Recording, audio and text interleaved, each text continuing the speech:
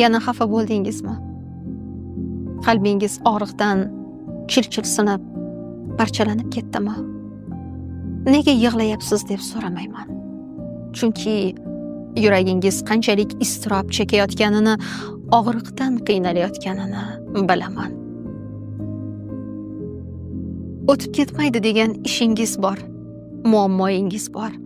Qalbingizga ayting, bo'lmaydi, o'xshamaydi, qo'lingdan kelmaydi, uddalay olmaysan degan qalbingizga ayting. Yaratgan istasa, barchasi bo'ladi.